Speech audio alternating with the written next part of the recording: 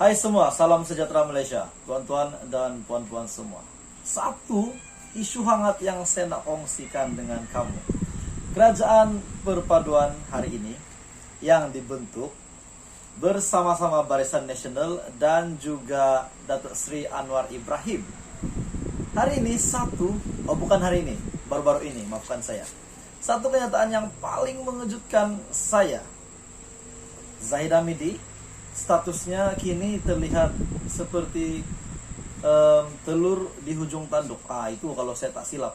Masa saya belajar bahasa Malaysia dulu di subjek bahasa Malaysia semasa saya sekolah rendah. Saya ingat perumpamaan ini.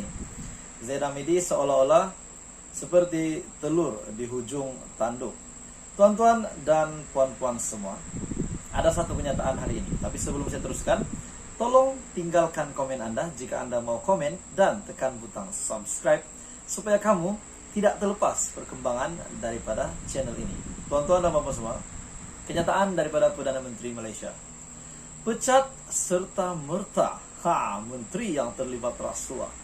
Jadi menurut Anda, kenyataan daripada Perdana Menteri Malaysia ke-10 ini untuk memecat serta merta menteri yang terlibat rasuah, adakah ini juga akan kenyataan daripada Perdana Menteri ke-10 ini, adakah tergolong juga untuk timbalan Perdana Menteri, di mana kita tahu setakat ini Zahid Hamidi terlibat 47 pertuduhan kalau saya tak silap. Mana-mana menteri di dalam kabinet kerajaan perpaduan yang didapati terlibat dengan budaya rasuah ataupun salah guna kuasa akan dipecat serta merta, kata Perdana Menteri Datuk Seri Anwar Ibrahim. Ini kalilah Zahid Hamidi. Setelah saya mendengar berita ini, saya berpikir, tuan-tuan dan puan, macam manalah nasib Zahid Hamidi selepas Perdana Menteri Malaysia umum ini. Perdana Menteri menegaskan beliau tidak akan bertolak ansur sekiranya budaya itu wujud dalam kepimimpinannya. Saya sudah beritahu kepada rakan-rakan jemaah menteri yang saya pilih. Yang pertama, untuk soal tata kelola, maknanya tiada rasuah. Saya juga sudah bercakap dengan ketua-ketua parti komponen, kalau ada semasa pentadbiran saya sebagai Perdana Menteri, kes seperti ini ataupun rasuah, saya minta pecat mandat sebagai menteri serta merta. Jadi apakah nasib Zahid, yang dimana beliau pada hari ini telah terlibat 47 pertuduhan.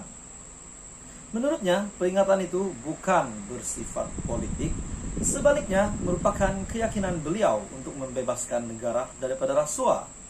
Anwar mengingatkan, setiap ahli politik untuk membuktikan arena politik bukan platform bagi menunjukkan kekayaan serta kehebatan kuasa yang hanya akan menyebabkan pertikaian kewibawaan agama Islam. Jadi selepas kenyataan ini dikeluarkan, saya masih berpikir adakah Zahid Hamidi sebagai timbalan Perdana Menteri hari ini akan kekal bertahan dengan statusnya sebagai timbalan Perdana Menteri. Selepas itu ada berita susulan hari ini yang dikeluarkan ataupun yang dinyatakan oleh Presiden PAS. Slogan menentang rasuah, perompak, lanun hanya penuh kepura-puraan, kata Hadi Awang.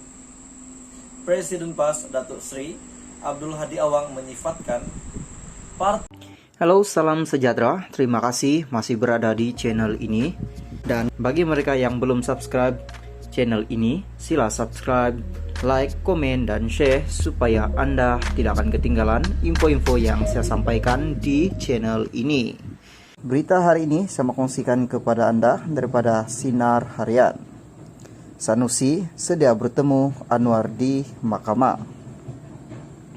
Menteri Besar Kedah Datuk Seri Muhammad Sanusi, MD, NOR sedia bertemu dengan Perdana Menteri Datuk Seri Anwar Ibrahim di Mahkamah berikutan kes saman fitnah terhadapnya.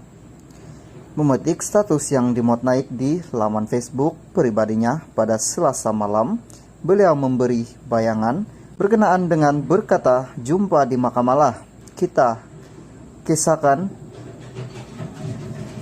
tentang sejarah.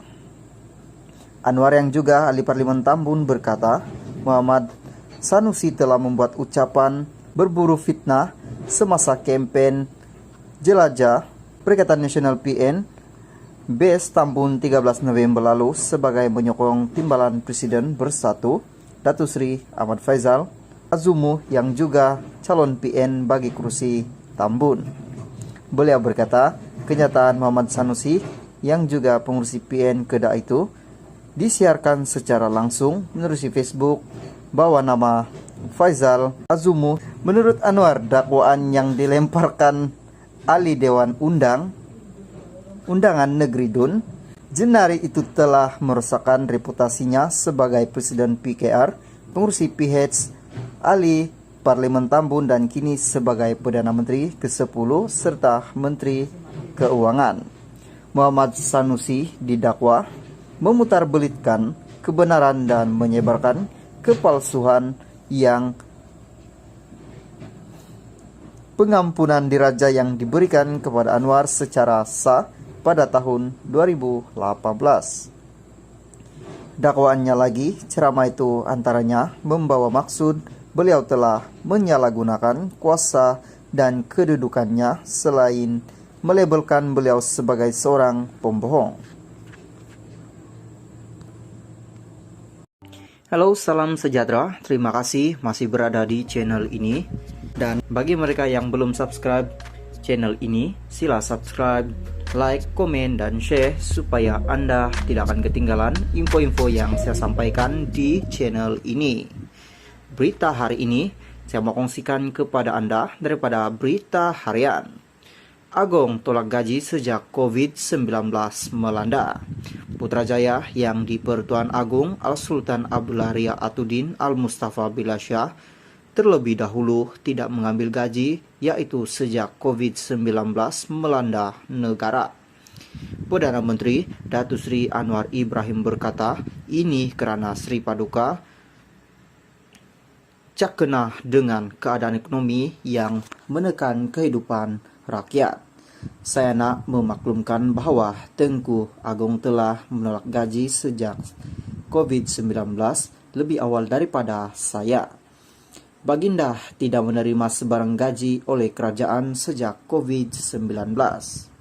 Saya ingat eloklah kita beri penjelasan ini, katanya pada sidang media selepas musyawarah kabinet di sini hari ini.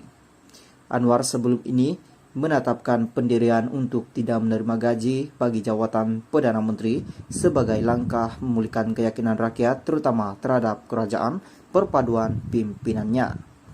Anwar dilantik sebagai Perdana Menteri Malaysia ke-10 pada 24 November lalu. Jemaah menteri turut bersetuju untuk melaksanakan pemotongan